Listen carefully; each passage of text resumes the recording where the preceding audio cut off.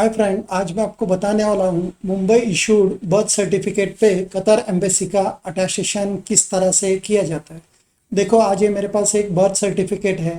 इसके back side पे Qatar embassy का किस तरह से स्टेप बाय स्टेप अटेस्टेशन होता है, जो आपको वीज़ा प्रोसेस के लिए लगता है, वो मैं आज आपको बताने वाला हूँ। अटेस्टेशन करने के लिए कभी भी इस तरह का ओरिजिनल बर्थ सर्टिफिकेट चाहिए और उस पर ऑफिसर का इस तरह का स्टैंप और ये साइन होना ज़रूरी है, तभी एम्बेसी अटेस्टेशन करती है। नहीं तो आजकल लेटेस्ट बर्थ सर्टिफिकेट आए हैं जो क्यूआर कोड जनरेटेड है, जो क्यूआर कोड से आसानी से वेरीफाइड होते हैं, तो उस पर एम्बेसी अटेस्टेशन करती है। नहीं तो इस तरह का ओरिजिनल बर्थ सर्टिफिकेट चाहिए होता है और उस पर स्टैंप और साइन होना ज़रूरी है। काफ़ी लोग बोलते हैं कि जेरोक्स कॉपी, कलर कॉपी पे अटेस्टेशन करो। एम्बेसी कभी भी जेरोक्स कॉपी, कलर कॉपी पे अटेस्टेशन नहीं करते हैं। और काफ़ी लोग बोलते हैं कि मेरे दोस्त ने, मेरा कलीग ने तो जेरोक्स पे किया था, आप क्यों नहीं करते? ऐसा नहीं है। अभी मैं अटेस्टेशन बहुत सालों से करता हूँ। कभी भी एम्बेसी ओरिजिनल सर्टिफिकेट के बैक साइड पे ही अटेस्टेशन करती है। और काफ़ी लोग ये सर्टिफिकेट सेफ रहने के लिए, अच्छे से रहने के लिए, फटे नहीं या कुछ प्रॉब्लम नहीं हो करके इसको सर्टिफिकेट को लैमिनेशन करके रखते हैं।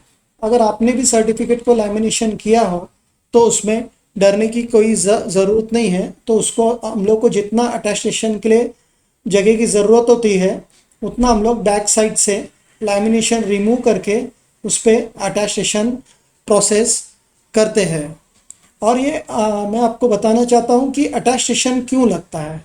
एक्चुअली ये अटेस्टेशन आपको करने के लिए अटेस्टेशन करना इसलिए पड़ता है क्योंकि आपको आपको फैमिली वीज़ा अप्लाई करने के लिए ये बर्थ सर्टिफिकेट अटेस्टेशन करना पड़ता है। मतलब बच्चे का फैमिली वीज़ा, रेसिडेंट वीज़ा वहाँ करना हो तो आपको इस तरह का सर्टिफिकेट अटेस्टेशन करके वहाँ भेजना पड़ता है।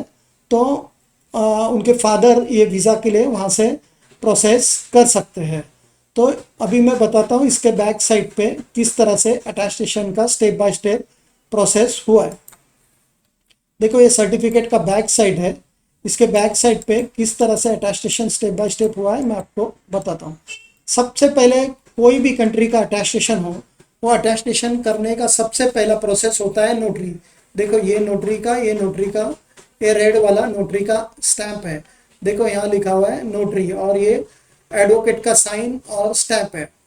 और नोटरी काफ़ी जगह पे स्टेट वाइज थोड़ा बहुत डिफरेंस होता है, तो उसमें कोई इशू नहीं होता है। नोटरी तो नोटरी होता है, आप कहीं से भी नोटरी कर सकते हैं। तो ये इस तरह का नोटरी होना चाहिए। ये रेड, ये ब्लू और ये नोटरी का स्टैंप है। ये नोटरी होने के बाद में इसको हम लोग को महाराष्ट्र का होम डिपार्टमेंट में सबमिट किया जाता है। ये देखो, ये होम डिपार्टमेंट में हम लोग सबमिट करते हैं। महाराष्ट्र का होम डिपार्टमेंट है वो काफ़ी कंट्रीज़ के लिए, जैसे कुवैत के लिए, ओमान के लिए, बहरीन के लिए, यूएई के लिए, वो कहाँ इंडिया का कोई भी सर्टिफिकेट हो उस पर ये महाराष्ट्र का होम डिपार्टमेंट करके मुंबई में आप एम्बेसी में कोई भी सबमिट कर सकते हैं, तो आपका अटेस्टेशन प्रोसेस होता है।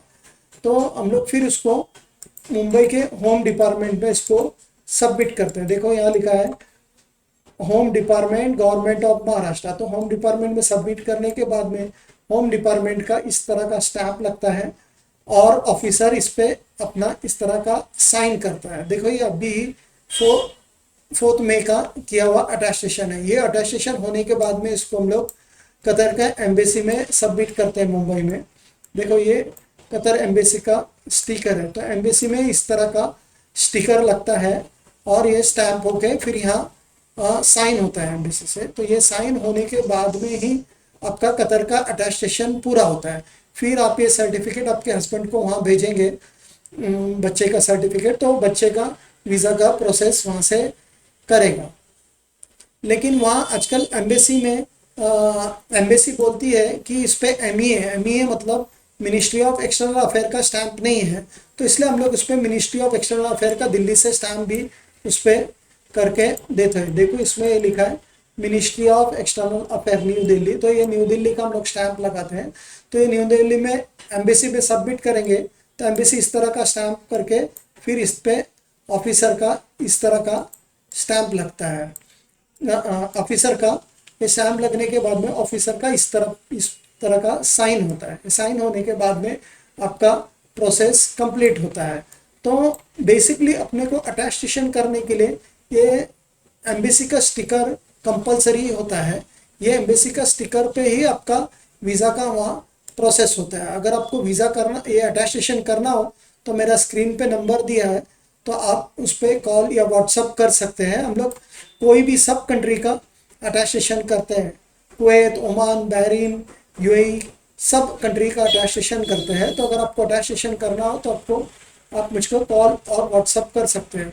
अगर आपको ये मेरा वीडियो पसंद आया तो प्लीज़ इसको लाइक और सब्सक्राइब कीजिए, जिसकी वजह से आपको Kuwait visa related, attestation related सब अपडेट, मतलब सब कंट्री के वीज़ा के रिलेटेड, अटेस्टेशन रिलेटेड आपको अपडेट स्टेप बाय स्टेप मिलते रहेगा, जो भी न्यू रूल्स एंड रेगुलेशन आएंगे। Thank you.